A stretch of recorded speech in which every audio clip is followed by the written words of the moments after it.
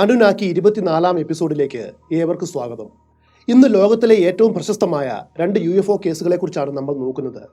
ഇതിനു മുൻപ് ചെയ്ത 23 എപ്പിസോഡുകളുടെ ലിങ്ക് വീഡിയോയ്ക്ക് കീഴെയും ഫസ്റ്റ് കമന്റിലും പിൻ ചെയ്യുന്നതാണ്. കാണാത്തവർ അതും കാണുമല്ലോ.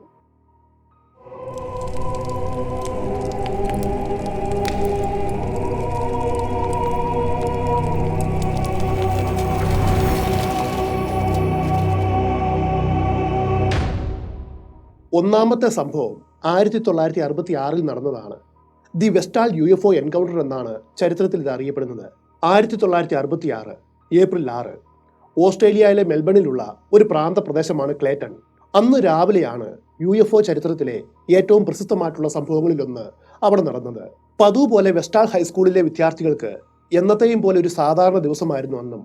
ഫിറ്റ്നസ് പ്രവർത്തനങ്ങളിൽ ഏർപ്പെടുവാനും ഗംഭീരമായിട്ടുള്ള ഔട്ട്ഡോർ വിനോദങ്ങൾ ചെയ്യുവാനും പറ്റിയ വെയിൽ നിറഞ്ഞ ഇളം കാറ്റുള്ള മനോഹരമായൊരു പ്രഭാതമായിരുന്നു അത്. സമയം രാവിലെ 11 മണി കഴിഞ്ഞ് കാണും. പെട്ടെന്ന് അവരൊരു അത്ഭുതകരമായിട്ടുള്ള കാഴ്ച കണ്ടു. ഒരു വിചിത്ര വിമാനം ആകാശത്തുകൂടി പാഞ്ഞു പോകുന്നു. സ്കൂളിൽ നിന്നും ഏകദേശം 1/4 മൈൽ പിന്നിലായിട്ട് വലിയൊരു പൈൻ മരക്കൂട്ടമുണ്ട്. അതിനു മുകളിലൂടെയായിരുന്നു ഭീമാകാരവും ലോഹനിർമ്മിതവുമായിട്ടുള്ള ആ വിചിത്ര വസ്തു ചുറ്റിപ്പറക്കുന്നത് അവർ കണ്ടത്. വെട്ടിത്തിളങ്ങുന്ന ഡിസ്ക് പോലെയുള്ള ആ എയർക്രാഫ്റ്റ് മരങ്ങൾക്ക് മുകളിൽ നിശ്ചലമായിട്ട് നിൽക്കുന്നത് കുട്ടികളും അവരുടെ ഇൻസ്ട്രക്ടർമാരും അത്ഭുതത്തോടെ നോക്കി നിന്നു. അവർ ഇതുവരെയും കാണാത്തൊരു കാഴ്ചയായിരുന്നു അത്. അവരുടെ അറിവിൽ ഈ ആകൃതിയിലുള്ള ഒരു എയർക്രാഫ്റ്റ് ഉള്ളതായിട്ട് അറിവില്ല. ദൂരക്കാഴ്ചയിൽ അതിന് 2 വലിയ കാറുകളുടെ വലിപ്പമുണ്ടെന്ന് അവർ ഊഹിച്ചു. അതിന്റെ അർത്ഥം ആ വസ്തുവിന് ശരിക്കും ഭീമാകാരമായിട്ടുള്ള വലിപ്പം ഉണ്ടായിരുന്നു എന്നാണ്. പെട്ടെന്ന് ആ ക്രാഫ്റ്റ് സ്കൂളിന് പിന്നിലെ പുല്ല് നിറഞ്ഞ മൈതാനത്തിന് കുറുകെ പറന്നു. തുടർന്ന് വീണ്ടും പഴയ സ്ഥാനത്തേക്ക് മടങ്ങി. എന്നിട്ട് പൈൻ മരങ്ങൾക്ക് മുകളിലായിട്ട് നിശ്ചലമായിട്ട് നിന്നു. പിന്നെ അത് പിന്നോട്ട് നീങ്ങി മരങ്ങൾക്ക് പിന്നിലേക്ക് പോയിട്ട് കാഴ്ചയിൽ നിന്നും അപ്രത്യക്ഷമായി. അതേ സമയത്ത് പൈൻ മരങ്ങൾക്ക് പിന്നിൽ അപ്രത്യക്ഷമായ ക്രാഫ്റ്റിനെ ലക്ഷ്യം വെച്ച് എതിർദിശയിൽ നിന്നും 4-5 വിമാനങ്ങൾ കുതിച്ചു വരുന്നതും അവർ കണ്ടു.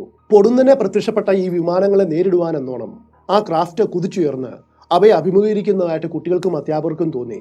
പൂർണ്ണ ജാഗ്രതയോടെ ഒരു എലിയും പൂച്ചയും കളി പോലെ UFO പറന്നു പൊങ്ങി. അതേസമയം മറ്റ് വിമാനങ്ങൾ അതിവേഗത്തിൽ അതിനെ പിന്തുടരുവാൻ തുടങ്ങി. എന്നാൽ UFOയുടെ വേഗതയുമായിട്ട് താരതമ്യം ചെയ്യുമ്പോൾ വിമാനങ്ങളുടെ വേഗത ഒന്നും ആയിരുന്നില്ല. അതും മിന്നൽ വേഗത്തിൽ ദൂരേക്ക് പറന്നു മറഞ്ഞു. മറ്റ് വിമാനങ്ങൾ അവരുടെ ഉദ്യമം ഉപേക്ഷിച്ചു. ഏകദേശം 20 മിനിറ്റിന്റെ ഉള്ളിലാണ് ഇത്രയും കാര്യങ്ങൾ സംഭവിച്ചത്. 200-ലധികം സാക്ഷികളുള്ള ആരെയും അമ്പരപ്പിക്കുന്ന ഒന്നാണ് വെസ്റ്റാൽ UFO എൻകൗണ്ടർ.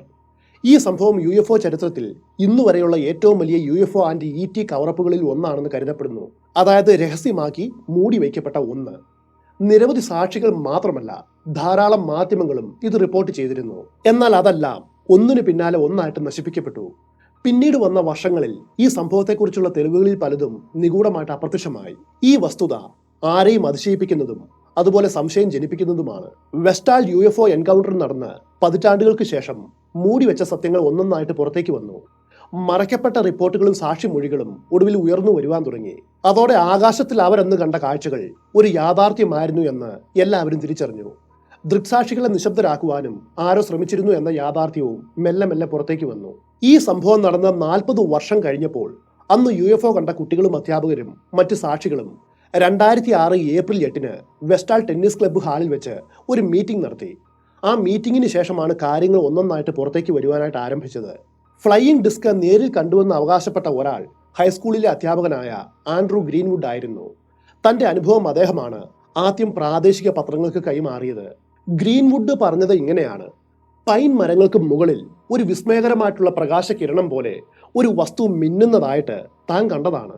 എന്നാൽ അധികം വൈകാതെ ഒരു രാത്രിയിൽ ഏതാനും ആളുകൾ തന്റെ വീട് സന്ദർശിച്ചു.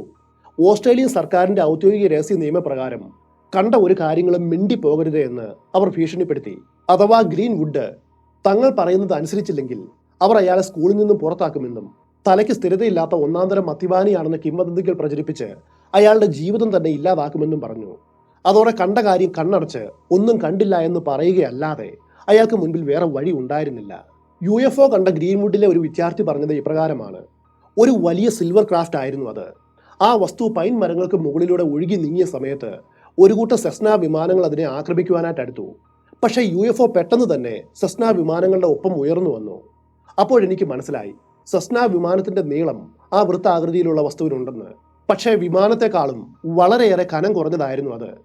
ഈ വിദ്യാർത്ഥി വിമാനങ്ങൾ അവിടേക്ക് എത്തും മുൻപ് തൻ്റെ 2 സുഹൃത്തുക്കളോടൊപ്പം അത് എന്താണെന്ന് അന്വേഷിക്കുവാനായിട്ട് UFO കണ്ട പൈൻ മരങ്ങളുടെ നേർക്ക് ഓടിയിരുന്നു.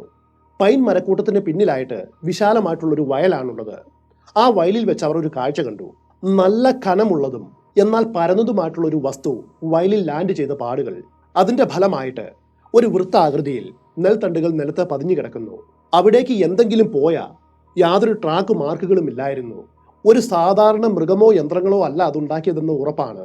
നേരെ മുകളിൽ നിന്നും എന്തോ വന്ന് ലാൻഡ് ചെയ്തതുപോലെയാണ് അത് കാണപ്പെട്ടത്. ഇത് മാത്രമല്ല, UFO കണ്ട പ്രദേശത്തിന് സമീപം അബോധാവസ്ഥയിൽ കണ്ടെത്തിയ ഒരു പെൺകുട്ടിയെക്കുറിച്ചും അക്കാലത്ത് മാധ്യമങ്ങൾ റിപ്പോർട്ട് ചെയ്തിരുന്നു. നല്ലൊരു അത്ലറ്റായിരുന്നു ആ പെൺകുട്ടി, പരിശീലനം ലഭിച്ച ഓട്ടക്കാരി. അതുകൊണ്ട് തന്നെ അവിടേക്ക് മറ്റാർക്കും എത്തുവാനായിട്ട് കഴിയും മുൻപ് ഈ പെൺകുട്ടി ഓടിയെത്തിയിരുന്നു. ഇക്കാര്യം മറ്റു വിദ്യാർത്ഥികളും ഒന്നുപോലെ സമ്മതിച്ചതാണ്. അപ്പോഴേക്കും UFO പറന്നുയർന്നു. അതോടെ ഈ പെൺകുട്ടി മയങ്ങി കുഴഞ്ഞ് നിലത്തേക്ക് വീണു. മറ്റുള്ളവർ പരിഭ്രാന്തരായി. സംഭവസ്ഥലത്തെത്തിയ ഒരു ആംബുലൻസ് ഈ പെൺകുട്ടിയെ ആശുപത്രിയിലേക്ക് കൊണ്ടുപോയി. പിന്നീട് ഒരിക്കലും അവൾ വെസ്റ്റാൾ ഹൈസ്കൂളിലേക്ക് മടങ്ങി എത്തിയിട്ടില്ല. അവളുടെ കൂട്ടുകാർ അവൾ താമസിച്ചിരുന്ന വീട്ടിൽ അന്വേഷിക്കുവാനായിട്ട് എത്തിയപ്പോൾ അവർക്ക് തീർത്തും അപരിചിതയായിട്ടുള്ള ഒരു സ്ത്രീ ആയിരുന്നു ആ വീട്ടിൽ ഉണ്ടായിരുന്നത്. അവർ പറഞ്ഞത് ഇങ്ങനെയാണ്: അങ്ങനെ ഒരു പെൺകുട്ടിയോ കുടുംബമോ അവിടെ ഒരിക്കലും താമസിച്ചിട്ടില്ല. പെൺകുട്ടിയും കുടുംബവും അവിടെ നിന്നും പോയിരുന്നു. പിന്നെ ആരും അവരെ കണ്ടിട്ടുമില്ല. കുട്ടികളും അധ്യാപകരും അല്ലാതെ UFO കണ്ട വേറെയും നിരവധി ആളുകൾ ഉണ്ടായിരുന്നു. അവരുടെ വിവരണങ്ങളിൽ ചെറിയ പൊരുത്തക്കേടുകളുമുണ്ട്. ചിലർ പറഞ്ഞത് ഇങ്ങനെയാണ്: വെസ്റ്റാൾ ഹൈസ്കൂളിന്റെ ഭാഗത്തായിട്ട് ആകാശത്തിൽ 2ഓളം ചെറിയ ഡിസ്ക് പോലെയുള്ള വസ്തുക്കളെ തങ്ങൾ കണ്ടുവെന്നായിരുന്നു. അതേസമയത്ത് ഷോൺ മാത്യൂസ് എന്ന ഒരാളും ആ പ്രദേശത്ത് അവധിക്കാലം ആഘോഷിക്കുവാനായിട്ട് എത്തിയിരുന്നു. താനും UFO കണ്ടുവെന്ന് അയാളും സാക്ഷ്യപ്പെടുത്തി. 200-ലധികം സാക്ഷികൾ ഉള്ളതാണ് ഈ സംഭവത്തിന്. എങ്കിലും സമർത്ഥമായിട്ട് ആരോ ഇത് കവറപ്പ് നടത്തിയിട്ടുണ്ടെന്ന് ഇനി പറയുന്ന കാര്യങ്ങളിൽ നിന്നും മനസ്സിലാക്കാം. 1966 ഏപ്രിൽ 9 മരങ്ങൾക്ക് പിന്നിലായിട്ട് UFO ലാൻഡ് ചെയ്തു എന്ന് പറയുന്ന വയലിൽ നിരവധി സൈനിക ഉദ്യോഗസ്ഥർ കടന്നു വരികയും ആ സ്ഥലം സൂക്ഷ്മമായിട്ട് പരിശോധിക്കുകയും ചെയ്തു. ദൃക്സാക്ഷികൾ പറയുന്നത് ഇങ്ങനെയാണ്: സൈന്യം ട്രക്ക് കണക്കിന് മെറ്റൽ ഡിറ്റക്ടറോട് സാമ്യമുള്ള ഉപകരണങ്ങൾ അവിടെ എത്തിക്കുകയും ആ പ്രദേശം മുഴുവനും മരിച്ചു പെറുക്കുകയും ചെയ്തു. ക്രാഫ്റ്റ് ലാൻഡ് ചെയ്തപ്പോൾ ഉണ്ടായ അളവുകൾ സൈനിക ഉദ്യോഗസ്ഥർ എടുക്കുകയും പിന്നീട് അവിടെ അങ്ങനെ ഒരു സംഭവമേ ഉണ്ടായിട്ടില്ല എന്ന വിധം വയൽ കത്തിച്ച് തെളിവുകൾ നശിപ്പിക്കുകയും ചെയ്തു. വേറെ ചില റിപ്പോർട്ടുകളിൽ സൈന്യം എത്തിയെന്ന് പറയുന്നത് ശരിയാണ്. പക്ഷെ അവർക്ക് ഒന്നും കണ്ടെത്തുവാൻ കഴിയാതെ പോയി. അതുകൊണ്ട് അവർ മടങ്ങിപ്പോയി. അതുകൊണ്ട് ഔദ്യോഗികമായിട്ട് ഫയൽ റിപ്പോർട്ട് ചെയ്തിട്ടില്ല എന്നും കാണുന്നുണ്ട്. അതേ സമയത്ത് വയലിന്റെ ഉടമസ്ഥനായ കർഷകൻ നാട്ടുകാർ എല്ലാവരും തന്റെ വയൽ കാണുവാനായിട്ട് വരുന്നതുകൊണ്ട് സഹികെട്ട് താൻ തന്നെയാണ് വയൽ കത്തിച്ചതെന്ന് പറഞ്ഞ് മുൻപോട്ട് വന്നു. ഇതിലും ഒരു അസ്വാഭാവികതയുണ്ട്. ഒന്നും ഉണ്ടായില്ലെങ്കിൽ എന്തിന് ജനങ്ങൾ അവിടെ കാണുവാനായിട്ട് വരണം? അങ്ങനെ ജനങ്ങൾ വന്നാൽ തന്നെ ഇതൊരു നുണയാണെന്ന് മനസ്സിലാകുമ്പോൾ പിന്നെ ആരും അവിടേക്ക് വരില്ല. സ്വാഭാവികമായിട്ടും ആളുകളുടെ വരവ് നിലയ്ക്കും. അതിന് വയൽ കത്തിച്ച് വലിയ നഷ്ടമുണ്ടാക്കേണ്ട ആവശ്യം എന്താണ്? UFOളജിസ്റ്റുകൾ പറയുന്നത് ഓസ്ട്രേലിയൻ മിലിറ്ററി തന്നെയാണ് വയൽ കത്തിച്ച് അയാൾക്ക് നഷ്ടപരിഹാരം കൊടുത്തത് എന്നും പിന്നെ അയാളെ നിശബ്ദനാക്കിയത് എന്നുമാണ്. 5 ദിവസത്തിന് ശേഷമാണ് സൈന്യം അവിടം വിട്ടുപോയത്. ഒന്നുമില്ലെങ്കിൽ മിലിറ്ററി അത്രയും ദിവസം അവിടെ തമ്പടിക്കേണ്ട കാര്യമെന്ത് എന്ന് സന്ദേഹവാദികൾ ചോദിക്കുന്നു. അതിനുശേഷം സ്കൂളിലെ സ്റ്റാഫുകളും വിദ്യാർത്ഥികളും ഒന്നുപോലെ ഈ വിഷയത്തിൽ തങ്ങൾ ആരും ഇന്റർവ്യൂ തരില്ല എന്ന് മാധ്യമങ്ങളെ അറിയിച്ചു. ഡാങ് ടെനോങ് ജേണൽ എന്ന പത്രമാണ് സ്കൂൾ അധികൃതരുടെ ഈ നിലപാട് ആദ്യമായിട്ട് പുറത്തുവിട്ടത്. അതും വകവയ്ക്കാതെ അന്വേഷിക്കുവാനെത്തിയ എല്ലാ റിപ്പോർട്ടർമാരോടും ഇവിടെ ഒന്നും നടന്നിട്ടില്ല എന്നും തങ്ങൾ ഒന്നും കണ്ടിട്ടില്ല എന്നും അവർ പറഞ്ഞു. ഇതിനിടയിൽ നാവികസേന യൂണിഫോം ധരിച്ച 2 പേർ സ്കൂളിൽ വരികയും മാധ്യമങ്ങളിൽ നിന്നും മാറി നിൽക്കണമെന്നും അന്യഗ്രഹ സംബന്ധമായിട്ടുള്ള ഒരു കാര്യവും പറയരുത് എന്നും നിങ്ങൾ കണ്ടതിനെക്കുറിച്ച് ഒരക്ഷരം പോലും മിണ്ടരുത് എന്നും സ്റ്റാഫുകളോട് പറഞ്ഞുവെന്ന വാർത്തകളും പുറത്തു വന്നു. സ്കൂളിന്റെ ഹെഡ്മാസ്റ്ററെ അവർ ഭീഷണിപ്പെടുത്തി. ഇതിനെല്ലാം ദൃക്സാക്ഷികളും ഉണ്ടായിരുന്നു. എന്തായാലും അവർ വന്നു പോയതിന്റെ അടുത്ത ദിവസം ഹെഡ്മാസ്റ്റർ അടിയന്തരമായിട്ടൊരു അസംബ്ലി വിളിച്ചുകൂട്ടി. പിന്നെ ഇങ്ങനെ പറഞ്ഞു: തങ്ങൾ അന്ന് കണ്ട ആ വെള്ളി വസ്തു സൈന്യം വിന്യസിച്ച ഒരു ബലൂൺ മാത്രമാണ്. എന്താണ് അവിടെ കണ്ടത് എങ്കിലും അത് രഹസ്യമായിട്ട് നമ്മൾ സൂക്ഷിക്കണം. അപ്പോൾ ഹെഡ്മാസ്റ്ററുടെ ഈ നുണ റെക്കോർഡ് ചെയ്യുവാനായിട്ട് തന്റെ ക്യാമറ പുറത്തെടുക്കുവാൻ ഒരു അധ്യാപിക ശ്രമിച്ചു. അവരെ വേഗം തന്നെ മറ്റുള്ളവർ മാറ്റി നിർത്തുകയും ഫിലിം എടുത്ത് കളയുകയും ചെയ്തു. ഈ സംഭവവുമായിട്ട് ബന്ധപ്പെട്ട അവസാനത്തെ തെളിവ് ഒരു വീഡിയോ ആയിരുന്നു. ന്യൂസ് ചാനൽ 9 GTV ആണ് ആ വീഡിയോ എടുത്തത്. വെസ്റ്റാൾ സംഭവം നടന്ന ഉടൻ തന്നെ അവർ അവിടേക്ക് വരികയും വിദ്യാർത്ഥികളെയും അധ്യാപകരെയും അതുപോലെ മറ്റ് ദൃക്സാക്ഷികളെയും ഇന്റർവ്യൂ എടുക്കുകയും ചെയ്തിരുന്നു. അവരിത് ടേപ്പിൽ റെക്കോർഡ് ചെയ്തു. പക്ഷേ ഒറ്റത്തവണ മാത്രമേ സംപ്രേഷണം ചെയ്തുള്ളൂ. മാത്രവുമല്ല അവരുടെ ആർക്കൈവുകളിൽ സൂക്ഷിച്ചിരുന്ന ആ ടേപ്പ് വിശദീകരിക്കുവാൻ കഴിയാത്ത കാരണങ്ങളാൽ അപ്രത്യക്ഷമാവുകയും ചെയ്തു. വർഷങ്ങളായിട്ട് പല വിദഗ്ധരും ഈ UFO എൻകൗണ്ടർ വെറും നുണയാണെന്ന് സ്ഥാപിക്കുവാനായിട്ട് ശ്രമിച്ചിരുന്നു. അവർ പല സിദ്ധാന്തങ്ങളും മുൻപോട്ട് വെച്ചു. വിമാനത്താവളത്തിനോടടുത്താണ് ഈ സ്കൂൾ ഉള്ളത്. ഗവൺമെന്റ് ഏതെങ്കിലും രഹസ്യ വിമാനങ്ങൾ പരീക്ഷിച്ചതാകാം. അതായിരുന്നു ഒരു സിദ്ധാന്തം. യഥാർത്ഥത്തിൽ ആ സമയത്ത് ഓസ്ട്രേലിയ അത്തരം യാതൊരു പരീക്ഷണങ്ങളും നടത്തിയിരുന്നില്ല. കാരണം അവർ യുദ്ധത്തിന്റെ കഷ്ടതകൾക്ക് ശേഷം കഷ്ടിച്ച് ഡെവലപ്പായിട്ട് വരുന്ന സമയമാണ്. മാത്രവുമല്ല, 1966 ആ വിമാനത്താവളത്തിൽ സൈനിക വിമാനങ്ങളൊന്നും ഉണ്ടായിരുന്നില്ല. മറ്റൊരു സിദ്ധാന്തം ഇതാണ്: ഈ സംഭവം നടക്കുന്നതിന് 2 മണിക്കൂർ മുൻപ് ഒരു വലിയ വെള്ളി നിറമുള്ള കാലാവസ്ഥാ ബലൂൺ ഗവൺമെന്റ് വിക്ഷേപിച്ചിരുന്നു അത്രേ. അത് ചിലപ്പോൾ സ്കൂളിന്റെ പരിസരത്ത് വന്നതാകാം. പക്ഷേ ഒരു കാലാവസ്ഥാ ബലൂണിനും ഡിസ്കിന്റെ ആകൃതിയോ പൊടുന്നനെയുള്ള ചലനമോ സെസ്ന വിമാനത്തെക്കാളും വേഗതയോ ഉണ്ടാവില്ല. UFO ഗവേഷകരും അതുപോലെ നിരവധി സയന്റിസ്റ്റുകളും ഈ നിഗൂഢത പരിഹരിക്കുവാനായിട്ട് ഇപ്പോഴും ശ്രമിച്ചുകൊണ്ടിരിക്കുകയാണ്. അടുത്ത കഥ നടന്നത് 1973 ചരിത്രത്തിൽ ഇത് പാസ്ക ഗൗള UFO ഇൻസിഡന്റ് എന്നറിയപ്പെടുന്നു. 1973 ഒക്ടോബർ 11 അതുണ്ടായത്. അന്നേ ദിവസം രാത്രിയുടെ തുടക്കത്തിൽ 42-കാരനായ Charles ഹിക്സണും 19-കാരനായ Calvin Parker ജൂനിയറും മിസിസിപ്പിയിലെ Pascha Gaula എന്ന സ്ഥലത്തെ പാസ്ക ഗൗള നദിക്കരയിൽ മത്സ്യബന്ധനം നടത്തുകയായിരുന്നു. പെട്ടെന്ന് ഹിക്സൺ തന്റെ പിന്നിൽ നിന്നും ഒരു വിചിത്രമായിട്ടുള്ള മുഴങ്ങുന്ന ശബ്ദം കേട്ടു. അയാൾ ഞെട്ടിത്തിരിഞ്ഞു നോക്കിയപ്പോൾ കണ്ട കാഴ്ച ഇതാണ്: ഒരു മുട്ടയുടെ ആകൃതിയുള്ള വിചിത്രമായിട്ടുള്ള ഒരു വസ്തു. അതിന്റെ മുൻഭാഗത്തായിട്ട് 2 വലിയ നീല കലർന്ന ലൈറ്റുകൾ പ്രകാശിക്കുന്നുണ്ടായിരുന്നു. ഈ വസ്തുവിന് 30 മുതൽ 40 അടി വരെ നീളവും 8 മുതൽ 10 അടി വരെ ഉയരവും ഉണ്ടാകണം. 2 പേരും ആ സമയത്ത് നദീതീരത്ത് നിൽക്കുകയായിരുന്നു. വെള്ളത്തിന് തൊട്ട് മുകളിലൂടെ എന്നോണം UFO അവരെ ചുറ്റിക്കറങ്ങി. കുറച്ച് നിമിഷങ്ങൾക്ക് ശേഷം ഒരു വാതിൽ തുറന്നു. 3 വിചിത്ര ജീവികൾ അവർക്ക് നേരെ ഒഴുകി എന്നോണം വരുവാൻ തുടങ്ങി. ഇന്നുവരെ റിപ്പോർട്ട് ചെയ്യപ്പെട്ട UFO എൻകൗണ്ടർ കേസുകളിൽ നിന്നും തീർത്തും വ്യത്യസ്തമായിട്ടുള്ള ഒന്നാണ് പാസ്ക ഗൗള ഇൻസിഡന്റ്. പിന്നീട് ചാൾസ് ഹിക്സൺ അവരെക്കുറിച്ച് മാധ്യമങ്ങളിൽ പറഞ്ഞത് ഇങ്ങനെയാണ്: അവരുടെ തല തോളിലേക്ക് താഴ്ന്നിറങ്ങിയതുപോലെ തോന്നി. കഴുത്തില്ലായിരുന്നു. അതിന്റെ മുഖത്തായിട്ട് മൂക്കിനോട് സാമ്യമുള്ള എന്തോ ഒന്നുണ്ടായിരുന്നു. ചെവികളുടെ സ്ഥാനത്തും മൂക്കിന് സമാനമായിട്ടുള്ള എന്തോ ഒന്നുണ്ടായിരുന്നു. എന്നാൽ അതിന് കുറച്ച് നീളം കൂടുതലുണ്ട്. മൂക്കിന് താഴെ വായുടെ സ്ഥാനത്ത് പിളർപ്പ് പോലെ എന്തോ ഒന്ന് കാണപ്പെട്ടു. മുഖമാകെ ചുളിവുകൾ നിറഞ്ഞതായിരുന്നു. ആനത്തോൽ പോലെയാണ് എനിക്കത് കണ്ടപ്പോൾ തോന്നിയത്.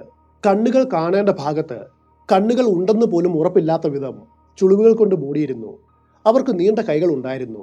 5 അടിയിൽ കൂടുതലേ ഉയരമുള്ളൂ. അവർ ശ്വാസോച്ഛ്വാസം എടുക്കുന്നതിന്റെ യാതൊരു ലക്ഷണവും കാണപ്പെട്ടില്ല എന്നും ചാൾസ് ഹിക്സൺ പറഞ്ഞു. ചിലപ്പോൾ ആ ജീവികൾ റോബോട്ടുകളോ മറ്റോ ആയിരിക്കാമെന്ന് അയാൾ കൂട്ടിച്ചേർത്തു. ഈ കാഴ്ച കണ്ട് ഹിക്സണും പാർക്കറും ഭയന്നു വിറച്ചു. അവർക്ക് ഓടുവാനേ കഴിഞ്ഞില്ല. എന്തോ ഒരു ശക്തി അവരെ അതിൽ നിന്നും തടയുന്നു. ഇതിനോടകം 2 പേരും പരിപൂർണമായിട്ടും തളർന്നു പോയിരുന്നു. അമ്പരന്ന് നിൽക്കുന്ന മത്സ്യത്തൊഴിലാളികൾ നിൽക്കുന്നിടത്തേക്ക് അവ നീങ്ങി വന്നു. പിന്നെ അവരെ ഒന്ന് ചുറ്റിക്കറങ്ങിയ ശേഷം 2 ജീവികൾ ഹിക്സണെ പിടികൂടി. 3-ാമത്തെ ജീവിയാകട്ടെ അവരെ കണ്ട ഷോക്കിൽ ബോധരഹിതനായ പാർക്കറെ പരിചരിച്ചു. അതിനുശേഷം അവർ അപ്പോഴും ജലോപരിതലത്തിൽ പൊങ്ങിക്കിടക്കുന്ന UFOയ്ക്കുള്ളിലെ പ്രകാശമാനമായിട്ടുള്ള ഒരു മുറിയിലേക്ക് ഹിക്സണെ കൊണ്ടുപോയി. അവിടെ വെച്ച് ഹിക്സൺ ഒരു അദൃശ്യമായിട്ടുള്ള കിടക്കയിൽ കിടക്കും പോലെ പൊങ്ങിക്കിടന്നു. അപ്പോഴേക്കും ശരീരമാസകലം തളർന്നു പോയ അയാൾക്ക് കണ്ണുകളല്ലാതെ ശരീരത്തിന്റെ ഒരു ഭാഗവും ചലിപ്പിക്കുവാൻ കഴിഞ്ഞിരുന്നില്ല. ഒരു വലിയ ബദാം ആകൃതിയിലുള്ള റോബോട്ടിക് പോലെ തോന്നിക്കുന്ന ഒരു വിചിത്ര ഉപകരണം അയാളെ സ്കാൻ ചെയ്യും പോലെ അയാളുടെ ശരീരത്തിന്റെ മുകളിലൂടെ കടന്നുപോയി. പിന്നെ ആ ഉപകരണം പിൻവലിഞ്ഞു. ഹിക്സൺ കുറച്ചു സമയത്തേക്ക് തനിച്ചായി. കാരണം ജീവികൾ പാർക്കറെ പരിചരിക്കുന്നതുകൊണ്ടാവാം. ഒടുവിൽ മുൻപ് നിന്നിരുന്ന നദീതീരത്തിലേക്ക് ഹിക്സൺ തിരികെ ഒഴുകിയെത്തി. അവിടെ അപ്പോൾ പാർക്കർ നിൽപ്പുണ്ടായിരുന്നു. പിന്നെ UFO നേരെ ആകാശത്തേക്ക് ഉയർന്ന് നിശബ്ദമായിട്ട് അപ്രത്യക്ഷമായി. അസാധാരണമായിട്ടുള്ള ഈ പ്രതിഭാസം വെറും 20 മിനിറ്റ് കൊണ്ട് പൂർത്തിയായി. ഞെട്ടിപ്പോയ ഹിക്സൺ കൊറിയൻ യുദ്ധത്തിൽ പരിചയസമ്പന്നനായിട്ടുള്ള ഒരു സൈനികനായിരുന്നു. അതുകൊണ്ടാകണം തന്നെക്കാളും ചെറുപ്പമായിരുന്ന കാൽവിൻ പാർക്കർ ജൂനിയറിനേക്കാളും വളരെ നന്നായിട്ട് അയാൾ ഇത് കൈകാര്യം ചെയ്തു. ചാൾസ് ഹിക്സൺ പറയുന്നത് ഇങ്ങനെയാണ്: എനിക്ക് ഓർമ്മ വരുമ്പോൾ, ചലിക്കാറായപ്പോൾ ഞാൻ കണ്ടത് ആ കുട്ടി കാൽവിൻ അവിടെ നദിക്കരയിൽ നിൽക്കുകയാണ്. കാൽവിൻ്റെ മുഖത്ത് കണ്ടതുപോലെ ഒരു ഭയം ഒരു മനുഷ്യന്റെ മുഖത്തും ഞാൻ ഇന്നുവരെ കണ്ടിട്ടില്ല.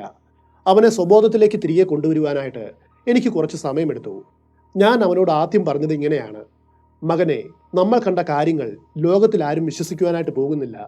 അതുകൊണ്ട് നടന്ന കാര്യങ്ങൾ മുഴുവനും ഒരു രഹസ്യമായിട്ട് സൂക്ഷിക്കുക. അതിനുശേഷം 2 പേരും ഹിക്സന്റെ കാറിൽ ഇരുന്നു. സ്വയം ശാന്തമാകുവാനും എന്താണ് സംഭവിച്ചത് എന്ന് മനസ്സിലാക്കുവാനും പരമാവധി ശ്രമിച്ചു. ജനങ്ങളുടെ പരസ്യമായിട്ടുള്ള പരിഹാസത്തെ ഇരുവരും ഭയന്നിരുന്നു. അതുകൊണ്ട് അവർക്ക് ഇതേക്കുറിച്ച് ആരോടെങ്കിലും പറയണമോ വേണ്ടയോ എന്ന കാര്യത്തിൽ വലിയ ആശയക്കുഴപ്പമുണ്ടായി. കുറച്ചു സമയത്തിന് ശേഷം ആത്മസംയമനം വീണ്ടെടുത്ത് ആ ജീവികൾക്ക് എന്തെങ്കിലും ദുരുദ്ദേശങ്ങൾ ഉണ്ടെങ്കിൽ എന്തായിരിക്കും സംഭവിക്കുക എന്നവർ ചിന്തിക്കുവാൻ തുടങ്ങി. ആ പ്രദേശത്തുള്ള മറ്റാളുകളെയും അവർ തട്ടിക്കൊണ്ടുപോയാലോ? അല്ലെങ്കിൽ ഇതേ കാര്യം മറ്റെവിടെയെങ്കിലും സംഭവിച്ചാലോ?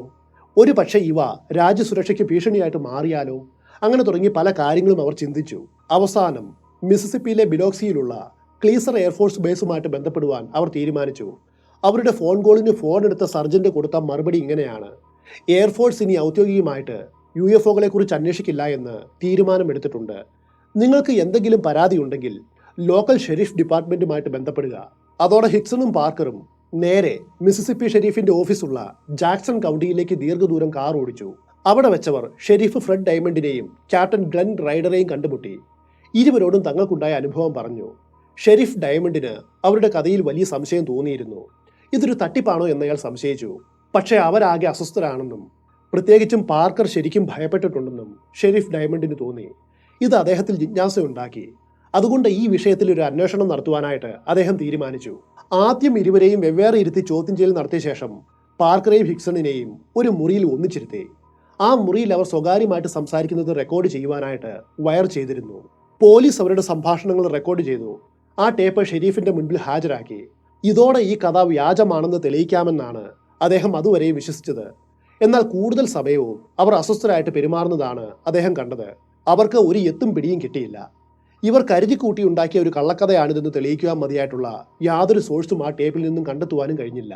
ഷെരീഫിന്റെ ഓഫീസിലെ ചോദ്യം ചെയ്യലുകൾക്ക് ശേഷം ഹിക്സണും പാർക്കറും തങ്ങൾ കണ്ടതും അനുഭവിച്ചതുമായിട്ടുള്ള വിചിത്രമായിട്ടുള്ള കാര്യങ്ങൾ ആരോടും ഇനി പറയേണ്ടതില്ല എന്ന തീരുമാനമെടുത്തു. പിറ്റേന്ന് രാവിലെ അവർ പതിവ് പോലെ ജോലി ചെയ്യുന്ന പ്രാദേശിക കപ്പൽശാലയിൽ ജോലിക്ക് പോയി. അവരുടെ മുഖത്ത് കാണപ്പെട്ട പിരിമുറുക്കത്തിന്റെയും ഉറക്കക്കുറവിന്റെയും ക്ഷീണത്തിന്റെയും കാരണം എന്താണെന്ന് ചോദിച്ചവരോടും അവർ ഒന്നും മിണ്ടിയില്ല. എന്നാൽ ഏതാനും മണിക്കൂറുകൾക്ക് ശേഷം ഷെരീഫ് ഫ്രെഡ് ഡയമണ്ട് ഇവർ ജോലി ചെയ്യുന്ന സ്ഥലത്ത് എത്തി. എന്നിട്ട് അവരെ കണ്ട് ഇന്നലെ നടന്ന സംഭവത്തെക്കുറിച്ച് നിങ്ങളോട് ചില ചോദ്യങ്ങൾ ചോദിക്കുവാനായിട്ട് മാധ്യമപ്രവർത്തകർ വന്നിട്ടുണ്ട് എന്നും അവരോട് സംസാരിക്കണമെന്നും ആവശ്യപ്പെട്ടു. തങ്ങൾ കണ്ട യാഥാർത്ഥ്യം പരമാവധി മൂടി വയ്ക്കുവാനായിട്ട് അവർ ശ്രമിച്ചിട്ടും കഴിഞ്ഞില്ല. മുഖ്യധാരാ മാധ്യമങ്ങൾക്ക് ആരോ ഇതിനെക്കുറിച്ച് വിവരം നൽകി. എന്തായാലും ഇവരുടെ കഥ ദിവസങ്ങൾക്കുള്ളിൽ ലോകമെങ്ങും പ്രചരിച്ചു. അധികം വൈകാതെ മിസിസിപ്പിയിലെ ഗൗട്ടിയർ പ്രദേശത്ത് ജ്യോതിശാസ്ത്രജ്ഞർ, റിപ്പോർട്ടർമാർ, UFO പ്രേമികൾ, സ്വതന്ത്ര ഗവേഷകർ അങ്ങനെ തുടങ്ങി നിരവധി തുറകളിലുള്ളവർ എത്തിച്ചേർന്നു. ഇത്തരക്കാരുടെ ഒരു താവളമായിട്ട് അവിടെ മാറുകയാണ്. അമിതമായിട്ടുള്ള മാധ്യമ ശ്രദ്ധ കാരണം ഇതിനോടകം തന്നെ വളരെയധികം സമ്മർദ്ദത്തിലായിരുന്ന രണ്ടുപേരും കൂടുതൽ ആശങ്കാകുലരായി. UFOയ്ക്കുള്ളിൽ കഴിഞ്ഞതുകൊണ്ട് അവർക്ക് റേഡിയേഷൻ എക്സ്പോഷറിന്റെ സാധ്യത ഉണ്ടാകുമെന്ന് പലരും പറഞ്ഞു. അതറിയുവാനായിട്ട് സ്ഥലത്തുള്ള ആശുപത്രിയിൽ പോയിട്ട് പരിശോധിക്കുവാനായിട്ട് അവർ പറഞ്ഞുവെങ്കിലും ആ ആശുപത്രിയിൽ അതിനുവേണ്ട ഉപകരണങ്ങളില്ലായിരുന്നു. അവസാനം UFO തങ്ങൾ കണ്ടുവെന്ന് അവർ ആദ്യം അറിയിച്ചപ്പോൾ അവരെ അവഗണിച്ച അതേ കീസ്ലർ എയർഫോഴ്സ് ബേസിൽ തന്നെ അവർക്ക് പരിശോധനയ്ക്ക് പോകേണ്ടി വന്നു. ഇവിടെ വെച്ച് ഇവർക്ക് റേഡിയേഷൻ വിഷബാധയേറ്റോ എന്ന് അറിയുവാനായിട്ട് നിരവധി മെഡിക്കൽ പ്രൊഫഷണലുകൾ അവരെ നന്നായിട്ട് പരിശോധിച്ചു. പക്ഷേ ഒന്നും തന്നെ കണ്ടെത്തുവാനായിട്ട് കഴിഞ്ഞില്ല. റേഡിയേഷൻ പരിശോധനയ്ക്ക് ശേഷം ബേസിലെ മിലിറ്ററി ഇന്റലിജൻസ് മേധാവി അവരുമായിട്ടൊരു കൂടിക്കാഴ്ച നടത്തി. പാർക്കറും ഹിക്സണും അദ്ദേഹവുമായിട്ട് സംസാരിച്ചു. നിരവധി ആളുകൾ ഇവരുടെ സംസാരം കണ്ടിട്ടുണ്ട്. അന്നു വൈകുന്നേരം ഹിക്സന്റെ ഓർമ്മകളെ അടിസ്ഥാനമാക്കി ഒരു എയർഫോഴ്സ് ആർട്ടിസ്റ്റ് അവരന്ന് കണ്ട ഒരു ജീവിയുടെ രേഖാചിത്രം തയ്യാറാക്കി. അവസാനം പാസ്ക ഗൗള സംഭവം നിരവധി ശാസ്ത്രജ്ഞർ ഉൾപ്പെട്ട UFO ഗവേഷണ ഗ്രൂപ്പായ ഏരിയൽ ഫിനോമിന റിസർച്ച് ഓർഗനൈസേഷന്റെ, അതായത് APROയുടെ ശ്രദ്ധ നേടുകയാണ്. ശാസ്ത്രീയമായിട്ടുള്ള അന്വേഷണങ്ങൾക്ക് വളരെയധികം പ്രാധാന്യം നൽകുന്ന ഒരു ഗ്രൂപ്പാണിവർ. അവർ ഈ കേസിനെക്കുറിച്ച് വിശദമായിട്ട് പഠിക്കുവാൻ കാലിഫോർണിയ സർവകലാശാലയിലെ എഞ്ചിനീയറിംഗ് പ്രൊഫസറായ ജെയിംസ് എ ഹാർഡറെ അയച്ചു. അദ്ദേഹവും US എയർഫോഴ്സിലെ ലോകപ്രശസ്ത UFOളജിസ്റ്റായ ഡോക്ടർ ജെ അലൻ ഹൈനക്കും ഒരുമിച്ചാണ് വന്നത്. ഇരുവരും ഹിക്സണെയും പാർക്കറെയും വിശദമായിട്ട് ചോദ്യം ചെയ്തു. ചാൾസ് ഹിക്സണിൽ റിഗ്രസീവ് ഹിപ്നോസിസ് നടത്തുവാനായിട്ട് ജെയിംസ് എ ഹാർഡർ ശ്രമിച്ചു. പക്ഷേ ഹിക്സൺ വല്ലാതെ ഭയന്നതുകൊണ്ട് ഹിപ്നോസിസ് സെഷൻ തുടരുവാൻ കഴിയാതെ പോയി. കൂടാതെ ഹിക്സണിലും പാർക്കറിലും അവർ പോളിഗ്രാഫ് ടെസ്റ്റുകൾ നടത്തി. അതിൽ ഇരുവരും ഒന്നുപോലെ വിജയിച്ചു. അതോടെ ഹാർഡറും ഹൈനക്കും അവരുടെ അന്വേഷണവും അവസാനിപ്പിച്ചു. അതിനുശേഷം ഹാർഡറും ഹൈനക്കും ഈ വിഷയത്തിൽ അവരുടെ കണ്ടെത്തൽ പ്രഖ്യാപിച്ചു. അതിങ്ങനെയായിരുന്നു: അന്യഗ്രഹ ജീവികളെ ഹിക്സണും പാർക്കറും കണ്ടു എന്ന് പറയുന്നത് നുണയല്ല, മറിച്ച് അതൊരു യാഥാർത്ഥ്യമാണ്. ഡോക്ടർ ജെ അലൻ ഹൈനക്ക് പിന്നീട് ഒരു അഭിമുഖത്തിൽ ഇതേക്കുറിച്ച് ഇങ്ങനെ പറഞ്ഞു: ഞാൻ പൂർണ്ണമായിട്ടും വിശ്വാസമില്ലാതെയാണ് പാസ്ക ഗൗള സംഭവത്തെ നോക്കിക്കണ്ടത്. പക്ഷേ ഞാൻ ആ വ്യക്തികളോടൊപ്പം കുറച്ച് ദിവസം പ്രവർത്തിച്ചു. അവർ സംസാരിക്കുന്നത് ടേപ്പ് ചെയ്തു. ആ വസ്തുത അവർ പോലും അറിഞ്ഞിരുന്നില്ല. ആ ടേപ്പുകൾ ഞാൻ പരിശോധിച്ചു. പറഞ്ഞ കാര്യത്തിൽ തന്നെ അവർ ഉറച്ചു നിൽക്കുന്നുവെന്ന് മനസ്സിലായി. ഹിപ്നോസിസിലും ഒടുവിൽ നുണ പരിശോധനയിലും ചാർലി എങ്ങനെയാണ് പെരുമാറിയത് എന്ന് ഞാൻ നേരിൽ കണ്ടതാണ്. അവൻ അതെല്ലാം മനഃപൂർവ്വം ഉണ്ടാക്കിയ കഥയല്ല എന്ന് ഞങ്ങൾക്ക് മനസ്സിലായി. അവരത് അനുഭവിച്ചതാണ്.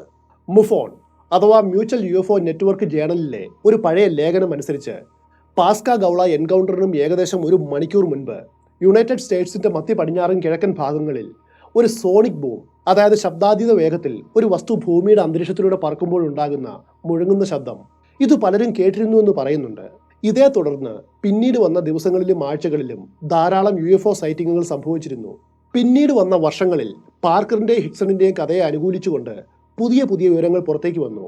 2001 വിരമിച്ച നാവികസേന ചീഫ് പെറ്റി ഓഫീസറായിരുന്നു മൈക്ക് കാറ്റാൽഡോ. അദ്ദേഹം ഒരു കാര്യം വെളിപ്പെടുത്തി. താനും തന്റെ കീഴുദ്യോഗസ്ഥനായ ടെഡ് പെരാൾട്ടയും മാർക്ക് ഹന്നയും ഹിക്സണും പാർക്കറും അന്യഗ്രഹ ജീവികളെ കണ്ട അതേ രാത്രിയിൽ തന്നെ പാസ്ക ഗൗള പ്രദേശത്തുണ്ടായിരുന്നു. ആ പ്രദേശത്തുകൂടി ഒരു UFO പോകുന്നത് തങ്ങൾ മൂവരും കണ്ടതാണ്. ചെറിയ മിന്നുന്ന ലൈറ്റുകളുള്ള ഒരു വലിയ ടാംബോറിൻ, അതായത് മദ്ദളം പോലെയാണത് കാണപ്പെട്ടത്. ഇങ്ങനെയാണ് അദ്ദേഹം പറഞ്ഞത്. അവർ നോക്കി നിൽക്കുമ്പോൾ ആ UFO ഹൈവേ മുറിച്ച് കടക്കുന്നതിന് തൊട്ടു മുൻപ് അതൊരു മരത്തിനെ ചുറ്റിക്കറങ്ങുകയും പിന്നെ അത് കാഴ്ചയിൽ നിന്നും അപ്രത്യക്ഷമാവുകയും ചെയ്തു. പുഡിൻ ബ്രോഡസ് എന്നു പേരുള്ള പാസ്ക ഗൗള പ്രദേശത്തെ ഒരു പ്രൈവറ്റ് ഡിറ്റക്റ്റീവും ആ രാത്രിയിൽ അസാധാരണമായിട്ടുള്ള എന്തോ ഒന്ന് വായുവിലൂടെ പറക്കുന്നത് കണ്ടിരുന്നു. പച്ച കലർന്ന ഒരു ലൈറ്റ് മിന്നുന്നതാണ് അദ്ദേഹം കണ്ടത്. ഇതേ കാഴ്ച സമീപത്തെ ഒരു സർവീസ് സ്റ്റേഷൻ നടത്തുന്ന ലാറി ബൂത്ത് എന്ന വ്യക്തിയും കണ്ടിരുന്നു. എന്തായാലും ഈ സംഭവം രണ്ടുപേരെയും പിൽക്കാലത്ത് രണ്ടു വിധത്തിലാണ് ബാധിച്ചത്. തുടർന്നുള്ള വർഷങ്ങളിൽ കാൽവിൻ പാർക്കർ ജൂനിയർ കൂടുതലായും ഏകാഗിയായിട്ട് മാറി. പൊതുജനങ്ങളിൽ നിന്നും അയാൾ ഒഴിവായിട്ട് ജീവിച്ചു. അന്നത്തെ സംഭവം അയാളെ വളരെ പ്രതികൂലമായിട്ടാണ് ബാധിച്ചത്. ഉറക്കക്കുറവും ഉത്കണ്ഠയും കൊണ്ട് അയാൾ വളരെയേറെ ബുദ്ധിമുട്ടി. അതിൻ്റെ ഒരു ഘട്ടത്തിൽ മാനസികമായിട്ട് അയാൾ തകർന്നു. അതേ തുടർന്ന് അയാളെ മാനസിക രോഗാശുപത്രിയിൽ പ്രവേശിക്കേണ്ടതായിട്ടും വന്നു. ഹിക്സണിന്റെ കാര്യമാകട്ടെ നേരെ മറിച്ചായിരുന്നു. ആദ്യമൊക്കെ മാധ്യമ ശ്രദ്ധയിൽപ്പെടാതിരിക്കുവാനായിട്ട് അയാൾ ശ്രമിച്ചു. എങ്കിലും അവസാനം തന്റെ അവസ്ഥ മനസ്സിലാക്കി മാധ്യമ ശ്രദ്ധയിൽ വരുവാനായിട്ട് സ്വയം മുന്നോട്ടേക്ക് വന്നു. ജോണി കാർസണിനൊപ്പം the tonight show, Dick Cavett show തുടങ്ങിയ ടെലിവിഷൻ ഷോകളിൽ അദ്ദേഹം പ്രത്യക്ഷപ്പെട്ടു. പിന്നീട് വില്യം മെൻഡസുമായിട്ട് ചേർന്ന് അദ്ദേഹം തന്റെ അനുഭവം UFO contact at Pascha Gaula എന്ന പേരിൽ ഒരു ബുക്കും എഴുതി. ഇൻ കോണ്ടാക്ട് എന്ന പേരിൽ ഒരു ഡോക്യുമെന്ററിയും അദ്ദേഹം പിൽക്കാലത്ത് സംവിധാനം ചെയ്തു. കൂടാതെ നിരവധി കോൺഫറൻസുകളും റേഡിയോ ഇന്റർവ്യൂവും നടത്തി. തന്റെ ജീവിതത്തിൽ നടന്ന ആ എൻകൗണ്ടറിലേക്ക് പിൽക്കാലത്ത് തിരിഞ്ഞു നോക്കുമ്പോൾ ആ രാത്രിയിൽ തന്നെ ആ വാഹനത്തിൽ കയറ്റിയ ജീവികൾ ദയ ഉള്ളവരാണെന്ന് അയാൾ പറഞ്ഞു. ഈ എൻകൗണ്ടർ അദ്ദേഹത്തിന്റെ ജീവിതത്തെ മാറ്റിമറിച്ചു. ഭാവിയിൽ മനുഷ്യരും അന്യഗ്രഹ ജീവികളും തമ്മിൽ ബന്ധപ്പെടുമെന്നും പരസ്പരം ഇരു കൂട്ടരും അന്ന് സഹകരിക്കേണ്ടി വരുമെന്നും അദ്ദേഹം പറഞ്ഞു. മാത്രവുമല്ല തന്റെ ഈ ആശയം പ്രചരിപ്പിക്കുകയും ചെയ്തു. പിൽക്കാലത്ത് ഹിക്സൺ വലിയൊരു പരിസ്ഥിതിവാദിയായി. മനുഷ്യർ തമ്മിലുള്ള എല്ലാവിധ സംഘർഷങ്ങളും യുദ്ധങ്ങളും അവസാനിപ്പിക്കുവാൻ അദ്ദേഹം വാദിച്ചു. ശരിക്കും പറഞ്ഞാൽ ആ എൻകൗണ്ടർ അയാളുടെ ജീവിതത്തെ തന്നെ മാറ്റിമറിച്ചുവെന്ന് പറയേണ്ടിയിരിക്കുന്നു. 2011 സെപ്റ്റംബർ 9 ചാൾസ് ഹിക്സൺ തന്റെ 80ാമത്തെ വയസ്സിൽ അന്തരിച്ചു. ആധുനിക കാലത്തെ ഏറ്റവും നിഗൂഢമായിട്ടുള്ള ഏലിയൻ എൻകൗണ്ടർ കേസുകളിൽ ഒന്നാണ് ഈ കഥ. മറ്റുള്ളവരുടെ പരിഹാസങ്ങളും ഈ കഥ തള്ളിപ്പറയണമെന്ന് നിരവധി ഇടങ്ങളിൽ നിന്നും തുടർച്ചയായിട്ടുള്ള സമ്മർദ്ദങ്ങളും ഉണ്ടായിരുന്നിട്ടും ഹിക്സൺ തന്റെ വാക്കിൽ ഉറച്ചു നിന്നു. മരിക്കും വരെ താൻ കണ്ടത് ഒരു യാഥാർത്ഥ്യമാണെന്ന വാക്കിൽ അയാൾ ഉറച്ചു നിന്നു. അടുത്ത കഥ ഈ കഴിഞ്ഞ 2017 നടന്നതാണ്. ഒമുവ മുവ എന്നാണ് ഈ സംഭവം അറിയപ്പെടുന്നത്. ഇതൊരു ചെറിയ വിഷയമല്ല. ലോകമെല്ലാമുള്ള ബഹിരാകാശ ഗവേഷകരെയും ജ്യോതിശാസ്ത്രജ്ഞരെയും ഒരുപോലെ വിസ്മയിപ്പിച്ച് അവരുടെ ചിന്തകളെ ഭ്രാന്ത് പിടിപ്പിച്ചുകൊണ്ട് കടന്നുപോയ ഒരു പ്രതിഭാസമാണിത്. 2017 ഒക്ടോബർ 19 ഹവായിലെ പാൻ സ്റ്റാർസ് എന്നറിയപ്പെടുന്ന ടെലസ്കോപ്പ് നക്ഷത്രങ്ങളെ നിരീക്ഷിക്കുകയായിരുന്നു. പെട്ടെന്ന് നക്ഷത്രങ്ങൾക്കിടയിലൂടെ സഞ്ചരിക്കുന്ന ഒരു വസ്തു അതിന്റെ കണ്ണിൽപ്പെട്ടു. വലിയൊരു വിവാദത്തിനാണ് ആ വസ്തു തിരികൊളുത്തിയത്. അന്നു മുതൽ ഇന്നു വരെ നിരവധി നിഗമനങ്ങളും ഊഹാപോഹങ്ങളും ഒമുവ മുവയെക്കുറിച്ച് ഉയർന്നു വന്നു. UFOളജിസ്റ്റുകൾ ഒന്നുപോലെ ഒമുവ മുവ അന്യഗ്രഹ ജീവികളുടെ ഒരു പേടകമാണെന്നും മറ്റുള്ളവർ അല്ല, അത് വെറും ഒരു ചിഹ്ന ഗ്രഹവുമാണെന്ന് തർക്കിച്ചു. പല വാദങ്ങളും വാദപ്രതിവാദങ്ങളും ഇതുമായിട്ട് ബന്ധപ്പെട്ട് നിലവിലുണ്ട്. ഒമുവ മുവയെ കണ്ടെത്തിയ നാൾ മുതലുള്ള വിവരങ്ങൾ വളരെ വിശദമായിട്ട് പഠിക്കുകയും ഇതേക്കുറിച്ച് ആധികാരികമായിട്ട് സംസാരിക്കുവാൻ അറിവും കഴിവുമുള്ള ചുരുക്കം ചില സയന്റിസ്റ്റുകളിൽ ഒരാളാണ് institute for astronomy university of ഹവായിലെ പ്രൊഫസറായ കാരൻ മീച്ച്. ടെഡ് ടോക്ക് എന്ന പ്രോഗ്രാമിൽ അദ്ദേഹം ഒരു പ്രഭാഷണം നടത്തി. അതിൽ പറഞ്ഞിട്ടുള്ളത് ഇങ്ങനെയാണ്: ക്ഷുദ്രഗ്രഹങ്ങൾ ഭൂമിയുമായിട്ട് എപ്പോൾ വേണമെങ്കിലും കൂട്ടിയിടിക്കാം. അങ്ങനെ കൂട്ടിയിടിച്ചാൽ ഉണ്ടാവുക വലിയ ആപത്തായിരിക്കും. അതുകൊണ്ട് തന്നെ നാസ എപ്പോഴും ഈ വിഷയത്തിൽ വലിയ ജാഗ്രത പുലർത്താറുണ്ട്. അത്തരം അപകടത്തെ മുൻകൂട്ടി കണ്ടെത്തുവാൻ വേണ്ടിയാണ് പാൻ സ്റ്റാർസ് ടെലസ്കോപ്പ് എല്ലാ രാത്രികളിലും ആകാശത്തെ സൂക്ഷ്മമായിട്ട് നിരീക്ഷിച്ചു വരുന്നത്. എന്നിട്ട് എല്ലാ ദിവസവും രാവിലെ തലേ രാത്രിയിൽ ഇതിൽ പതിഞ്ഞിട്ടുള്ള വസ്തുക്കളെ ഗവേഷകർ കൃത്യമായ പഠനവിധേയമാക്കും.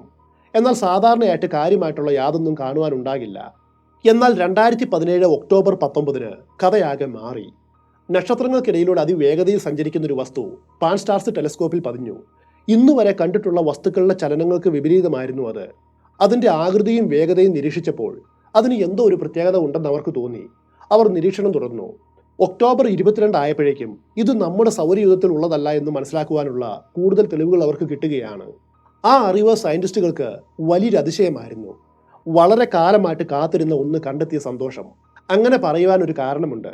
ഏറെ കാലമായി, അതായത് 1970 മുതൽ നാസയിലെ സയന്റിസ്റ്റുകൾ നക്ഷത്രങ്ങൾക്കിടയിലൂടെ കടന്നു വരുവാൻ പോകുന്ന ഒരു അതിഥിയെ, അതായത് ഒരു ധൂമകേതുവിനെ പ്രതീക്ഷിച്ചിരിക്കുകയായിരുന്നു. അങ്ങനെയൊന്ന് വരുമെന്ന സൂചനയും അവർക്ക് കിട്ടിയിരുന്നു. പക്ഷെ ഇതുവരെയും അത്തരമൊന്ന് കടന്നു വന്നിരുന്നില്ല. കാരണം നമ്മുടെ സൗരയൂഥം നമ്മുടെ ചിന്തകൾക്കും അപ്പുറം വലുതാണ്. നമ്മുടെ ഏറ്റവും അടുത്ത നക്ഷത്ര സമൂഹത്തിൽ നിന്നും ഒരു വസ്തു നമ്മുടെ സൗരയൂഥത്തിൽ കടക്കുവാനായിട്ട് കുറഞ്ഞത് 50,000 വർഷങ്ങൾ വേണ്ടിവരും. അതുകൊണ്ട് തന്നെ വലിയ ആകാംക്ഷയോടെയാണ് നാസ ആ ധൂമകേതുവിന്റെ വരവും കാത്തിരുന്നത്. ഒമുവ മുവ എന്ന് പിന്നീട് വിളിച്ച ആ വസ്തു ലൈറ നക്ഷത്ര സമൂഹത്തിന്റെ ദിശയിലായിരുന്നു വന്നത്. സെപ്റ്റംബർ 9 അത് സൂര്യനോട് ഏറ്റവും അടുത്ത് വന്നു. പിന്നെ ബുധന്റെ ഭ്രമണപഥത്തിനുള്ളിൽ പ്രവേശിച്ചു. ഇതൊക്കെ സ്വാഭാവികമായിട്ടുള്ള കാര്യങ്ങളാണ്. ഇവിടെയൊക്കെ എത്തുമ്പോൾ വളരെ വ്യക്തമായിട്ട് നാസയ്ക്ക് അതിനെ നിരീക്ഷിക്കുവാനായിട്ട് കഴിയും. അതിനുള്ള ദൂരവുമേ ഉള്ളൂ. എന്നാൽ നാസ ഈ വസ്തുവിനെ കണ്ടെത്തും മുൻപ്, അതായത് ഒക്ടോബർ 14 ഇത് ഭൂമിയുമായിട്ടും വെറും 15 ദശലക്ഷം മൈലുകൾ വരെ അടുത്ത് വന്നിരുന്നു. 150 ലക്ഷം മൈലുകൾ എന്ന് കേൾക്കുമ്പോൾ നമുക്ക് വളരെ വലുതായിട്ട് തോന്നാമെങ്കിലും സയൻസിന്റെ കാഴ്ചപ്പാടിൽ ഇത് വളരെ ചെറിയ അകലമാണ്. സാധാരണയായിട്ട് ഇങ്ങനെയുള്ള വസ്തുക്കളെ കണ്ടെത്തിയാൽ അതിന് ഒരു പേരിടുന്ന പതിവ് നാസയ്ക്കുണ്ട്. അത്തരം പേരുകളിൽ പലതും ഇംഗ്ലീഷ് റോമൻ സ്വാധീനമുള്ളതായിരിക്കും. എന്നാൽ അതിൽ നിന്നെല്ലാം വ്യത്യസ്തമായിട്ട് ഈ പുതിയ അതിഥിക്ക് അവർ ആദ്യമിട്ടത് ഒരു ഇന്ത്യൻ പേരാണ്, രാമ. അതിന് പിന്നിലും ഒരു കഥയുണ്ട്. ദീർഘവൃത്താകൃതിയിലുള്ള രാമ എന്നു പേരുള്ള ഒരു ഏലിയൻ സ്പേസ്ഷിപ്പ് നമ്മുടെ സൗരയൂഥത്തിലൂടെ കടന്നു പോയെന്ന് പറയുന്ന ക്ലാസിക് സയൻസ് ഫിക്ഷൻ നോവലാണ് 1973 പുറത്തിറങ്ങിയ ആർതർ ക്ലാർക്കിന്റെ റാൻഡേവു വിത്ത് രാമ. ആ പുസ്തകത്തിനെ അടിസ്ഥാനമാക്കിയിട്ടാണ് ഈ പേര് കൊടുത്തത്. പക്ഷേ ഒരു കാര്യം മറക്കരുത്, ഹവായിൽ സ്ഥാപിച്ച ടെലസ്കോപ്പാണ് ആദ്യമായിട്ട് ഇതിനെ കണ്ടുപിടിച്ചത്. അതുകൊണ്ട് നാസയിലെ ഉദ്യോഗസ്ഥർ ഹവായി സംസ്കാരത്തിൽ നല്ല അറിവുള്ള ഒരു നാവികനെയും ഒരു ഭാഷാ പണ്ഡിതനെയും സമീപിച്ച് ഈ വസ്തുവിന് ചേരുന്ന ഒരു പേരിടണമെന്ന് ആവശ്യപ്പെട്ടു. അവർ കൂടി ആലോചിച്ച് ഒമുവ മുവ എന്ന പേര് നിർദ്ദേശിച്ചു. അതിൻ്റെ അർത്ഥം കാലങ്ങൾക്കപ്പുറത്തു നിന്നും നമ്മുടെ അടുത്തേക്ക് വരുന്ന സന്ദേശവാഹകൻ എന്നാണ്. നല്ല അർത്ഥവത്തായിട്ടുള്ളൊരു പേര് തന്നെ. സയന്റിസ്റ്റുകളെ സംബന്ധിച്ച് ഒമുവ മുവ അറിവിൻ്റെ ഒരു അക്ഷയഖനിയായിരുന്നു. നമ്മുടെ സൗരയൂഥത്തിന്റെ ഭൂതകാലത്തെക്കുറിച്ച് ഒരു പക്ഷേ വളരെയേറെ അറിവുകൾ നൽകുവാനായിട്ട് ഇതിന് കഴിയുമെന്ന് അവർ വിചാരിച്ചു. ഒരു പുതിയ നക്ഷത്ര സമൂഹത്തിന്റെ ഉദയവും ഗ്രഹങ്ങൾ വികാസം പ്രാപിച്ചു വരുന്നതുമെല്ലാം യാതൊരു അടുക്കും ചിട്ടയുമില്ലാതെ വളരെ സാവധാനത്തിലാണ്. ഇപ്പോഴിതാ ആ ചരിത്രമെല്ലാം വിശദമായിട്ട് വിവരിച്ചു തരുവാൻ കഴിയുന്ന ഒരു വസ്തു നമ്മെ നോക്കി വരുന്നു. മറ്റൊരു നക്ഷത്ര സമൂഹത്തിൽ നിന്നും വരുന്ന ആദ്യത്തെ അതിഥിയായിരുന്നു ഒമുവ മുവ. ഇത്തരം പല സവിശേഷതകൾ ഉള്ളതുകൊണ്ട് സയന്റിസ്റ്റുകൾ വളരെ ആകാംക്ഷയോടെ ആയിരുന്നു അതിനെ നോക്കിക്കണ്ടത്. പക്ഷേ അവരുടെ പ്രതീക്ഷയ്ക്ക് വിപരീതമായിട്ട് ഒമുവ മുവ അതിവേഗത്തിൽ ദൂരേക്ക് മറയുകയാണ്. വെറും ഒരാഴ്ചയ്ക്കുള്ളിൽ അത് ആദ്യം കണ്ട വലിപ്പത്തിൽ നിന്നും 100-ൽ 1 കുറഞ്ഞു. അതുകൊണ്ട് തന്നെ എത്രയും വേഗം ഇതിന്റെ രഹസ്യങ്ങൾ കണ്ടെത്തുവാനുള്ള തന്ത്രപ്പാടിലായി സയന്റിസ്റ്റുകൾ. ഇതുവരെ കിട്ടിയ വിവരങ്ങൾ വെച്ച് ഇതിനെക്കുറിച്ചൊരു പഠനം നടത്തുവാനായിട്ട് അവർ ശ്രമിച്ചു. അവർ ആദ്യം നോക്കിയത് ഒമുവ മുവയ്ക്ക് എത്രമാത്രം വലിപ്പമുണ്ടെന്നാണ്. ഒരിക്കലത് ഭൂമിയോട് വളരെ അടുത്ത് വന്നിരുന്നു. പക്ഷെ പിന്നീടാണ് അതിനെക്കുറിച്ച് മനസ്സിലാക്കുവാനായിട്ട് സാധിച്ചത്. ഇപ്പോഴിതാ പിടിതരാതെ അകന്നും പോകുന്നു. അന്നൊരു പക്ഷേ ഒമുവ മുവ ഭൂമിയുമായിട്ട് കൂട്ടിയിടിച്ചിരുന്നുവെങ്കിൽ അതൊരു വലിയ ദുരന്തത്തിന് കാരണമാകുമായിരുന്നു. പ്രപഞ്ചത്തിലൂടെ സഞ്ചരിക്കുന്ന ഒരു വസ്തുവിന്റെ വലിപ്പം അറിയണമെങ്കിൽ അതിനൊരു എളുപ്പ വഴിയുണ്ട്. വസ്തുവിന്റെ തിളക്കം നോക്കി അത് കണ്ടുപിടിക്കാം. എന്നാൽ ഒമുവ മുവ സ്ഥിരമായിട്ട് പ്രകാശം പ്രതിഫലിപ്പിച്ചിരുന്നില്ല. ഇടയ്ക്കൊന്ന് തിളങ്ങും, പിന്നെ മറയും. അങ്ങനെയാണ് പോകുന്നത്. കൂടുതൽ നിരീക്ഷിച്ചപ്പോൾ അവർക്കൊരു കാര്യം മനസ്സിലായി. ആരോ കൊടുക്കുന്ന നിർദ്ദേശം പോലെ സ്വയം തിരിയുന്ന ദീർഘചതുരത്തിലുള്ള ഒരു വസ്തുവിന്റെ സൂര്യപ്രകാശം തട്ടുമ്പോൾ അത് എങ്ങനെ പ്രതിഫലിക്കുമോ അതുപോലെയാണ് ഒമുവ മുവ തിളങ്ങുന്നത്. അങ്ങനെ ഇരിക്കെ ഏറ്റവും അധികം തിളക്കം കൂടി നിന്ന അവസരത്തിൽ അതിന്റെ ആകൃതിയെക്കുറിച്ചും വലിപ്പത്തെക്കുറിച്ചും ഒരു ഏകദേശ അനുമാനത്തിൽ എത്തുവാനായിട്ട് അവർക്ക് സാധിച്ചു. ഏതാണ്ട് 1/2 മൈൽ ദൂരം വരുന്ന ഭീമാകാരമായിട്ടുള്ള ഒരു വസ്തുവാണത്. മാത്രവുമല്ല, ഈ ആകൃതിയും വലിപ്പവുമുള്ള യാതൊരു വസ്തുവും നമ്മുടെ സൗരയൂഥത്തിലില്ല. ഓരോ 7.5 മണിക്കൂർ കൂടുമ്പോഴും ഒമുവ മുവയുടെ തിളക്കം മാറിക്കൊണ്ടേയിരുന്നു. അത് നിരീക്ഷിച്ചുകൊണ്ടിരുന്ന ഓരോ സയന്റിസ്റ്റുകളും പറഞ്ഞത് തമ്മിൽ വലിയ വ്യത്യാസങ്ങളും ഉണ്ടായിരുന്നു. വലിപ്പത്തിലും നീളത്തിലും വീതിയിലും എന്നുവേണ്ട എല്ലാ വിഷയത്തിലും അവരുടെ നിഗമനങ്ങൾ പരസ്പര വിരുദ്ധമായിരുന്നു. ഒരേ സമയം സ്വയം അച്ചുതണ്ടിൽ കറങ്ങുന്നതിനൊപ്പം വലിയ ആവൃത്തിയിലും അത് സഞ്ചരിക്കുന്നുണ്ട്. ഇതിനിടെ അങ്ങോട്ടും ഇങ്ങോട്ടും നീങ്ങുകയും ചെയ്യുന്നുണ്ട്. മറ്റൊന്ന്, ചുമല നിറത്തിലാണ് ഇതിൽ നിന്നും പ്രകാശം പ്രസരിക്കുന്നത്. അത് അസാധാരണമാണ്. അങ്ങനെയെങ്കിൽ അതിന്റെ പുറംചട്ട എന്തുകൊണ്ടായിരിക്കും നിർമ്മിച്ചിട്ടുണ്ടാവുക? ഇരുമ്പ് പോലെയുള്ള ധാതുക്കളിൽ വെളിച്ചം തട്ടുമ്പോൾ ഇതുപോലെ ചുവപ്പ് നിറം കാണപ്പെടാറുണ്ട്. ഒരു പക്ഷേ ഒമുവ മുവയ്ക്ക് പിന്നിൽ ബുദ്ധിയുള്ള മറ്റെന്തെങ്കിലും ജീവനായിരിക്കുമോ? ഇതിന്റെ പുറം ഭാഗം എന്താണ് എന്ന് ഇന്നും ആർക്കും അറിയില്ല. അതുപോലെ ഇതിന്റെ ഉള്ളിൽ എന്താണെന്നും അറിയില്ല. പക്ഷേ ഇത്രയധികം ശക്തമായിട്ടുള്ള വേഗതയിൽ ചുറ്റി സഞ്ചരിച്ചിട്ടും അത് ചിതറിത്തെറിച്ച് പോകാത്തതിന് കാരണം ഒന്നേ ഒന്ന് മാത്രമാണ്. ഒമുവാമുവയുടെ പുറംഭാഗം നിർമ്മിച്ചിട്ടുള്ളത് ലോഹം പോലെ കട്ടിയുള്ള എന്തോ ഒന്നുകൊണ്ടാണ്. അത് നമുക്ക് ഉറപ്പിച്ചു പറയുവാൻ കഴിയും. ഒമുവാമുവയുടെ ഏറ്റവും നല്ല ചിത്രം നമുക്ക് കിട്ടിയിട്ടുള്ളത് പേരുകേട്ട ഹബിൾ ടെലസ്കോപ്പിൽ നിന്നുമല്ല, ഭൂമിയിൽ സ്ഥാപിച്ച ഒരു ദൂരദർശിനിയിൽ നിന്നുമാണ്. എന്നാൽ ഹബിൾ സ്പേസ് ടെലസ്കോപ്പ് ഈ പദ്ധതിയിൽ വളരെ നിർണായകമായിട്ടുള്ള ഒരു പങ്ക് വഹിച്ചിട്ടുണ്ട്. ഒമുവാമുവയെ കണ്ടെത്തിയ ശേഷം ഏതാണ്ട് 2.5 മാസക്കാലം അത് നിരീക്ഷിക്കുവാനും ഇത് എവിടെ നിന്നുമാണ് വന്നത് എന്ന് മനസ്സിലാക്കുവാനും ഹബിൾ വലിയ സഹായങ്ങൾ ചെയ്തിട്ടുണ്ട്. എന്തായിരിക്കും ഒമുവാമുവ? സയന്റിസ്റ്റുകൾ പല അഭിപ്രായക്കാരാണ്. ചിലർ പറയുന്നത് വേറെ ഏതോ നക്ഷത്ര സമൂഹം രൂപപ്പെട്ടപ്പോൾ അതിൽ നിന്നും അടർന്നു മാറിയ ഒരു അവശിഷ്ടമായിരിക്കാം ഇത്. എന്നാൽ മറ്റു ചില ഗവേഷകർ പറയുന്നത് നശിക്കാറായ ഏതെങ്കിലും ഒരു നക്ഷത്രത്തിൽ നടന്ന സൂപ്പർനോവ സ്ഫോടനത്തിൽ നിന്നും തെറിച്ചുപോയ ഒരവശിഷ്ടമായിരിക്കാം ഇത് എന്നാണ്. ഇത് പ്രപഞ്ചത്തിൽ സ്വാഭാവികമായിട്ട് രൂപപ്പെട്ട ഒരു വസ്തുവാണെന്ന് അവർ പറയുമ്പോഴും അവർക്കും ചില സംശയങ്ങൾ ബാക്കിയുണ്ട്. അതിന് കാരണം ഇതിന്റെ നിറം, ആകൃതി, പ്രപഞ്ചത്തിലൂടെയുള്ള അസ്വാഭാവികമായിട്ടുള്ള സഞ്ചാരം, ഇതെല്ലാം പരിശോധിക്കുമ്പോൾ ഇത് ആരോ നിർമ്മിച്ചതായിരിക്കുമോ? നമ്മേക്കാൾ ബുദ്ധിശക്തിയുള്ള ഒരു ജീവവർഗമായിരിക്കുമോ ഇതിന്റെ പിന്നിലുള്ളത്? ഈ കാര്യവും പൂർണ്ണമായിട്ടും തള്ളിക്കളയുവാൻ കഴിയില്ല. അന്യഗ്രഹ ജീവികളുടെ സാങ്കേതിക വിദ്യയാണിതെങ്കിൽ അതിൽ നിന്നും ഒരു സന്ദേശം വരേണ്ടതാണ്. അത്തരത്തിലുള്ള എന്തെങ്കിലും റേഡിയോ സിഗ്നൽ ഒമുവാമുവയിൽ നിന്നും കിട്ടുമോ എന്നറിയുവാൻ അവർ ഒരു പരീക്ഷണം നടത്തി. ആ പ്രോജക്റ്റിന്റെ പേരാണ് ബ്രേക്ക് ടു ലിസൺ പ്രോജക്റ്റ്. ധാരാളം സന്ദേശങ്ങൾ അവർ ഒമുവാമുവയ്ക്ക് നേരെ അയച്ചു. പക്ഷെ അതിൽ നിന്നും യാതൊരു പ്രതികരണവും ഉണ്ടായില്ല. നമുക്ക് എന്തുകൊണ്ട് ഇതിനു നേർക്കൊരു ബഹിരാകാശ പേടകം അയച്ച് ഇതിന്റെ വാസ്തവം അറിഞ്ഞുകൂടാ എന്നൊരു ചോദ്യമുണ്ട്. ശരിയാണ്, നമുക്കതിനുള്ള സാങ്കേതിക വിദ്യ ഇന്നുണ്ട്. പക്ഷെ അത് വളരെയേറെ ചെലവേറിയതും അതുപോലെ ദൈർഘ്യമേറിയതുമായിട്ടുള്ള യാത്രയായിരിക്കും. മറ്റൊരു കാരണം, ഇതിനോടകം സൂര്യനിൽ നിന്നും ഒമുവാമുവ വളരെയേറെ അകന്നു പോയിരുന്നു. ഏലിയൻ തിയറിക്കാർ ഇതുമായിട്ട് ബന്ധപ്പെട്ട് മറ്റൊരു സിദ്ധാന്തം മുൻപോട്ട് വയ്ക്കുന്നുണ്ട്. നക്ഷത്രാന്തര സഞ്ചാരികൾ, അല്ലെങ്കിൽ ദി വിസിറ്റേഴ്സ് ഓഫ് എർത്ത് എന്ന് ഇത് അറിയപ്പെടുന്നു. നമ്മൾ വീട് മാറും പോലെ വാസയോഗ്യമല്ലാതാകുമ്പോൾ ഗ്രഹം മാറുന്ന ഏലിയനുകൾ ഉണ്ടായിരിക്കണം. അവരുടെ സുദീർഘമായ യാത്രക്കിടയിൽ ഭൂമിയെ അവർ വിശ്രമിക്കുവാനുള്ള ഒരു ക്യാമ്പായിട്ട് ഉപയോഗിക്കുന്നുണ്ടായിരിക്കാം. കാരണം നമുക്ക് ഇന്നു വരെ അറിയാവുന്നതിൽ വെച്ച് ജീവൻ നിലനിൽക്കുവാൻ അനുയോജ്യമായിട്ടുള്ള ഏക ഗ്രഹം ഭൂമി മാത്രമാണ്. മനുഷ്യനും അതുപോലെ ഗ്രഹാന്തരവാസം നടത്തുവാനുള്ള ശ്രമങ്ങളെക്കുറിച്ച് അന്വേഷിക്കുന്നുണ്ടല്ലോ. ഏതാനും നൂറ്റാണ്ടുകൾ മാത്രമേ എടുത്തിട്ടുള്ളൂ നമ്മുടെ ശാസ്ത്ര വളർച്ച ഇത്രയും പുരോഗതിയിലെത്തുവാൻ. അങ്ങനെയെങ്കിൽ ശാസ്ത്ര വളർച്ചയിൽ നമ്മളെക്കാളും ആയിരക്കണക്കിനോ 10,000-കണക്കിനോ മുൻപന്തിയിൽ വളർച്ചയുള്ള ഏതെങ്കിലും ജീവസമൂഹമുണ്ടെങ്കിൽ അവർക്ക് ഗ്രഹാന്തര യാത്ര എന്ന യാഥാർത്ഥ്യം വെറും കുട്ടികളി മാത്രമായിരിക്കും. അങ്ങനെയുള്ള യാത്രക്കിടയിൽ ഇടത്താവളം തേടി ഭൂമിയിൽ വന്നിറങ്ങുന്നവരെ ആയിരിക്കുമോ പലരും കണ്ടുവെന്ന് റിപ്പോർട്ട് ചെയ്തിട്ടുള്ളത്. ഒമുവാമുവ ഒരു പ്രഹേളികയാണ്. പ്രപഞ്ചത്തിൽ സ്വയം രൂപപ്പെട്ട ഒന്നാണോ? അതുമല്ലെങ്കിൽ ഇതിനു പിന്നിൽ നമ്മെക്കാളും ബുദ്ധിശക്തിയുള്ള ആരെങ്കിലും ഉണ്ടായിരിക്കുമോ? അങ്ങനെ തുടങ്ങിയ ചോദ്യങ്ങൾക്കൊന്നും ഇന്നും വ്യക്തമായിട്ടുള്ള ഉത്തരമില്ല. പരസ്പരം യോജിക്കാത്ത തിയറികൾ തമ്മിൽ പോരടിക്കുന്നു, അത്രമാത്രം. അനുനാക്കി 24-ാം എപ്പിസോഡ് ഇവിടെ തീരുകയാണ്. മറ്റൊരു കഥയുമായിട്ട് ഉടൻ വരാം.